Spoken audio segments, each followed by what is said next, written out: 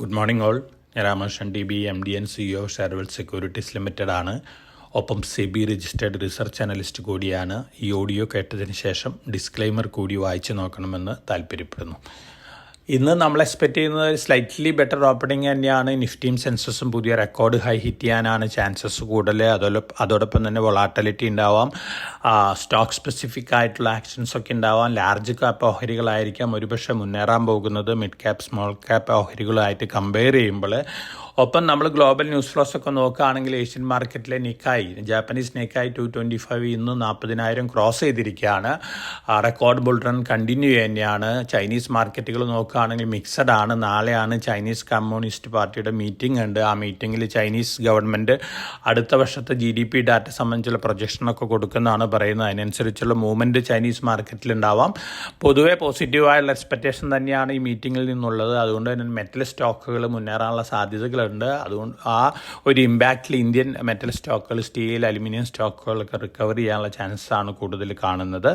നമ്മൾ അമേരിക്കൻ മാർക്കറ്റുകൾ കഴിഞ്ഞ ആഴ്ച നോക്കുകയാണെങ്കിൽ കഴിഞ്ഞ വെള്ളിയാഴ്ച S&P 500 അതുപോലെ തന്നെ നാസ്ഡാക്കൊക്കെ പുതിയ റെക്കോർഡ് ഹൈ ഹിറ്റ് ചെയ്തിട്ടാണ് ക്ലോസ് ചെയ്തിരുന്നത്. ടെക്നോളജി റാലി തന്നെയാണ് ഈ ആഴ്ച. നാളെ അമേരിക്കയിൽ സൂപ്പർ ട്യൂസ്ഡേ ആണ്. അടുത്ത ഇലക്ഷനിൽ റിപ്പബ്ലിക്കൻ നോമിനി ആരായിരിക്കുന്നത് നാളെ അറിയാമെന്നാണ് പറയുന്നത്. 15 സ്റ്റേറ്റിലെ പ്രൈമറി ഇലക്ഷൻ റിസൾട്ട് വരുന്നുണ്ട് റിപ്പബ്ലിക്കൻ പാർട്ടിയെ സംബന്ധിച്ച്.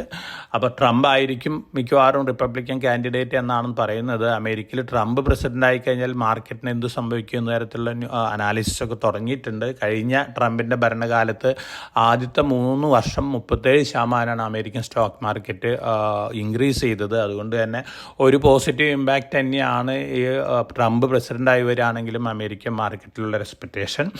ഒപ്പം മറ്റു പല ന്യൂസ് ഫ്ലോസ് ഉണ്ട്. നമ്മൾ കഴിഞ്ഞ ആഴ്ചയിൽ കമോഡിറ്റി നോക്കുകയാണെങ്കിൽ ഗോൾഡ് നല്ല രീതിയിൽ മുന്നേറിയിരുന്നു. US ഫെഡറൽ റിസർവ് ഒരുപക്ഷെ ജൂണിൽ ഇൻട്രസ്റ്റ് റേറ്റ് കട്ടിങ് സ്റ്റാർട്ട് ചെയ്തേക്കാന്നുള്ളൊരു എക്സ്പെക്റ്റേഷനാണ്. അതുകൊണ്ട് തന്നെ ഗോൾഡിനൊരു പോസിറ്റീവ് സെൻറ്റിമെൻ്റ് ആണ് ഉണ്ടാക്കിയിട്ടുള്ളത്. ഗോൾഡ് വീണ്ടും ഉയരാനുള്ള ചാൻസസ് ആണ് കാണുന്നത്.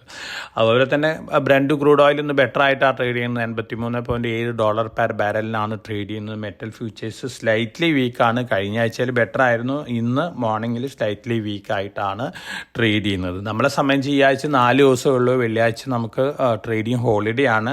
അതുകൊണ്ട് തന്നെ ഒരു ലാക്ക്ലസ്റ്റർ മൂവ്മെൻറ്റ് ഒരു പക്ഷേ എക്സ്പെക്റ്റ് ചെയ്തേക്കാം. എന്നിരുന്നാലും നമ്മൾ ഒരു ബുള്ളിഷ് ബയാസിലുള്ള ട്രേഡിംഗ് ആണ് എക്സ്പെക്റ്റ് ചെയ്യുന്നത്. ലാർജ് ക്യാപ്പ് ഓഹരികളിൽ, പ്രത്യേകിച്ച് ടെക്നോളജി റിലേറ്റഡ് ഓഹരികളിൽ, മെറ്റൽ സ്റ്റോക്കുകളിലൊക്കെ മുന്നേറ്റം കാണാനുള്ള ചാൻസസ് ആണ് കാണുന്നത്. ഒപ്പം ധാരാളം സ്റ്റോക്ക് സ്പെസിഫിക് ന്യൂസ് ഫ്ലോസ് ഉണ്ട്. ആ ന്യൂസ് ഫ്ലോസിനനുസരിച്ചുള്ളൊരു ഇമ്പാക്റ്റ് അതാത് സ്റ്റോക്കുകളിലും ഉണ്ടാകാനുള്ള സാധ്യതകൾ കൂടുതലാണ്. നമ്മൾ സ്റ്റോക്ക് സ്പെസിഫിക് ആയിട്ടുള്ള ന്യൂസ് ഫ്ലോസ് നോക്കുകയാണെങ്കിൽ പട്ടേൽ എഞ്ചിനീയറിൻ്റെ ജോയിൻറ്റ് വെഞ്ചർ 526.36 കോടി രൂപ ഓർഡർ കിട്ടിയിട്ടുണ്ട്. അതുപോലെ തന്നെ HG ഇൻഫ്രയ്ക്ക് 447 കോടി രൂപ സദേൺ റെയിൽവേയുടെ ഒരു ഓർഡർ കിട്ടിയിട്ടുണ്ട്. SJVൻ്റെ ഗ്രീൻ എനർജി ആമിന് 200 മെഗാവാട്ടിൻ്റെ സോളാർ പ്രൊജക്റ്റ് ഗുജറാത്തിൽ നിന്ന് കിട്ടിയിട്ടുണ്ട്. 1100 കോടി രൂപയാണ് എൻ്റെ പ്രൊജക്റ്റ് കോസ്റ്റ് വരുന്നത്. Manganese Ore India Limited highest ever February production ഡാറ്റയാണ് പുറത്തു വിട്ടിരിക്കുന്നത്.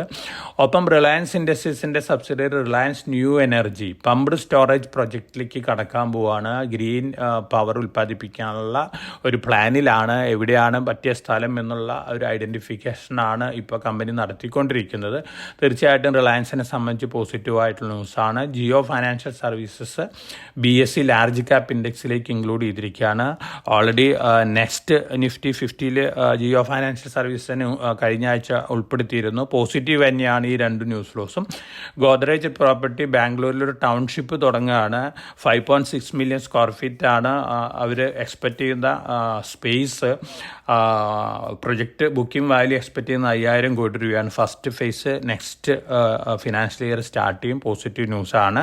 ടാറ്റ മോട്ടോഴ്സ് പുതിയ കമേഴ്ഷ്യൽ വെഹിക്കിൾസും ലോഞ്ച് ചെയ്തിട്ടുണ്ട്. ഗ്രീൻ ഫ്യൂവൽസ് ആണ് മെയിനായിട്ട് വരുന്നത്. LNGയും EV ബാറ്ററി ആയിട്ടുള്ള പ്രൊഡക്റ്റുകളാണ്.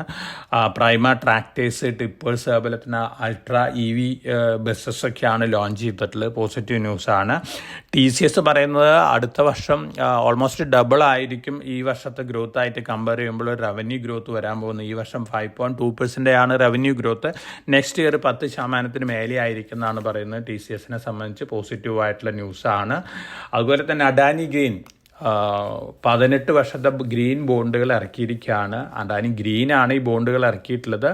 2042 ഡ്യൂ ആവുന്നത്. 7.12% ഇൻട്രസ്റ്റ് ഓഫർ ചെയ്യുന്നത്. ഹിൻഡൻബർഗ് ഇഷ്യൂവിന് ശേഷം ആദ്യമായിട്ടാണ് അഡാനി ബോണ്ട് മാർക്കറ്റിൽ ഇഷ്യൂ നടത്തുന്നത്. ഇതിൻ്റെ സക്സസ് തീർച്ചയായിട്ടും അഡാനി ഗ്രൂപ്പിന് പൊതുവെ പോസിറ്റീവ് ആയിരിക്കാം, പ്രത്യേകിച്ച് അഡാനി ഗ്രീനിനും പോസിറ്റീവ് ആയിരിക്കാം. L&T നെവേലി ലിഗ്നൈറ്റ് കോർപ്പറേഷൻ്റെ ലിഗ്നൈറ്റിൻ്റെ ഗ്യാസിഫിക്കേഷൻ പ്രൊജക്റ്റിൽ നെഗോഷിയേഷൻ നടത്തുകയാണ്. ഓർഡർ കിട്ടിയിരിക്കുന്ന L&Tക്കാണ് 4350 കോടി രൂപയാണ്. പോസിറ്റീവ് ന്യൂസാണ് L&Tനെ സംബന്ധിച്ച് നോക്കുകയാണെങ്കിൽ. ഡെറിവേറ്റീവ് ട്രേഡിങ്ങിലേക്ക്, കമോഡിറ്റികൾ ട്രേഡിങ്ങിലേക്ക് 11 കമോഡിറ്റികളും കൂടി വരികയാണ്. സിമൻറ്റ് ഉൾപ്പെടുത്തിയിട്ടുണ്ട്, ആപ്പിൾ ഉൾപ്പെടുത്തിയിട്ടുണ്ട്, ബാമ്പു ഉണ്ട്, ടിമ്പർ ഉണ്ട്, സ്കിംഡ് മിൽക്ക് പൗഡർ ഉണ്ട്. ഇതൊക്കെയാണ് ഈ 11 കമോഡിറ്റികളിൽ ചിലത്.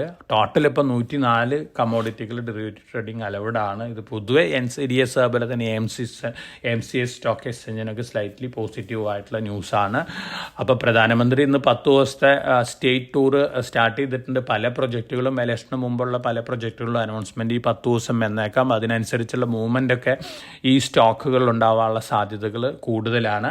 അപ്പോൾ ഒരു ബുള്ളിഷ് ബയാസ് എക്സ്പെക്റ്റ് ചെയ്യാൻ ലാർജ് ക്യാപ്പ് ഓഹരികളായിരിക്കാം കൂടുതൽ മുന്നേറാൻ പോകുന്നത്. അതുപോലെ തന്നെ ഡിഫൻസ് റിലേറ്റഡ് ഓഹരികൾ നമ്മുടെ സ്റ്റേറ്റിൽ നിന്ന് നോക്കുകയാണെങ്കിൽ കൊച്ചിൻ ഷിപ്പ് യാർഡ് ഒരുപക്ഷെ നല്ല രീതിയിൽ മുന്നേറിയേക്കാൻ ധാരാളം പ്രൊജക്റ്റുകളാണ് കൊച്ചിൻ ഷിപ്പ് യാർഡിന് കിട്ടിക്കൊണ്ടിരിക്കുന്നത്. അതോടൊപ്പം തന്നെ ധാരാളം ന്യൂസ് ഫ്ലോസ് ഉണ്ട്. ഒപ്പം IPOs ഉണ്ട്. പുതിയ 2 IPOs നമ്മൾ ഈ ആഴ്ച സജസ്റ്റ് ചെയ്യുന്ന ശ്രീ കർണി ഫാബ്രിക്കോമും അതുപോലെ തന്നെ മെയിൻ ബോർഡിൽ ഗോപാൽ സ്നാക്സ് ആണ്. ശ്രീ കർണി ഫാബ്രിക്കോം വരുന്നത് SME ആണ്, NSE SME ആണ്. Gopal snacks main board IPO ആണ്. ഇന്ന് ക്ലോസ് ചെയ്യുന്ന മുക്ക പ്രോട്ടീൻസ് ലിമിറ്റഡ് ഉണ്ട്. അപ്പോൾ ഈ 3 IPOയിൽ ഇൻവെസ്റ്റ് ചെയ്യുന്ന ഇൻവെസ്റ്റേഴ്സിന് ഇൻവെസ്റ്റ് ചെയ്യുന്ന നന്നായിരിക്കും. നല്ല പ്രോഫിറ്റ് കിട്ടാൻ, ലിസ്റ്റിംഗ് ഗെയിൻ കിട്ടാൻ ചാൻസസ് ഉള്ള IPOs ആണ്. അപ്പോൾ ഇതൊക്കെയാണ് ഇന്നത്തെ പ്രീ മാർക്കറ്റ് ന്യൂസുകൾ. മാർക്കറ്റിൽ വളരെ കോഷ്യസ് ആയിട്ട് ട്രേഡ് ചെയ്യുക. മാർക്കറ്റ് ഹയർ ലെവലിൽ വരുമ്പോൾ കുറേയൊക്കെ പ്രോഫിറ്റ് ബുക്ക് ചെയ്യാനുള്ള ഡിസിഷൻ എടുക്കുക. ഒപ്പം നമ്മൾ നിഫ്റ്റിയെ ഒരു ബുള്ളിഷ് ബയാസിൽ എക്സ്പെക്റ്റ് ചെയ്യുന്നത് 22,600, 22,800, 23,000 ലെവലൊക്കെയാണ്.